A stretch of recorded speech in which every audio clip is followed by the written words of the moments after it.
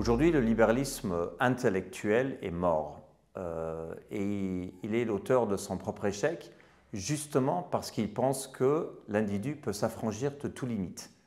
Alors qu'évidemment, il y a des limites biologiques, historiques, culturelles, économiques, politiques. Et donc, l'absence de reconnaissance de ces limites fait que le libéralisme pense que le progrès est infini, que la liberté est illimitée, alors qu'il faut construire plutôt un équilibre, la personne enracinée, les libertés et les obligations.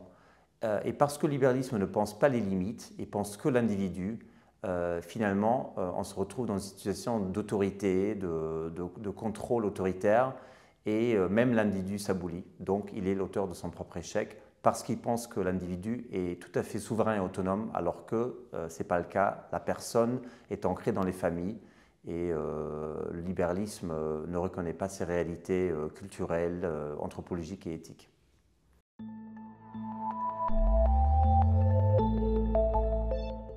La liberté est telle que nous l'entendons, c'est-à-dire la liberté d'expression, d'association, de religion, de conscience, est un principe qui nous provient de l'Antiquité gréco-romaine et de la tradition judéo-chrétienne.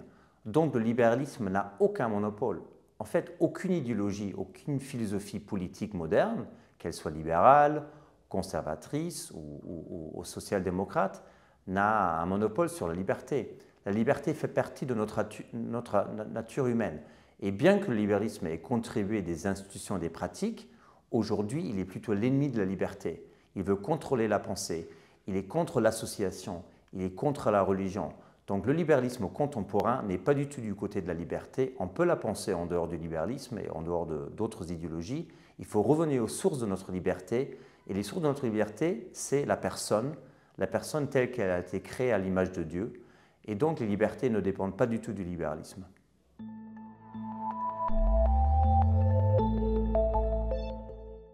L'individu libéral, c'est un individu isolé, affranchi de toute limite, qui n'a pas de lien de partage et de solidarité avec la famille, avec les collectivités territoriales, avec la nation, alors que la personne, c'est justement le contraire. Elle est ancrée, elle fait partie de relations auxquelles elle n'a pas toujours consenti, parce qu'on ne choisit pas sa famille, on ne choisit pas son pays. C'est des réalités naturelles et culturelles dans lesquelles nous sommes ancrés, et donc la personne est beaucoup plus réaliste. C'est notre réalité vécue. Et il faut défendre la dignité de la personne justement parce que c'est réaliste, parce que ça correspond à notre vie et notre expérience vécue.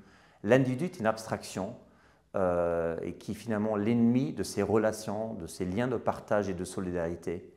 Il faut les construire, évidemment, il y a des exemples d'exploitation et d'oppression, mais finalement, il n'y a pas d'alternative à la personne. La personne, c'est justement le lieu du sacré aussi, parce que la personne, c'est une valeur intrinsèque, à l'image de Dieu.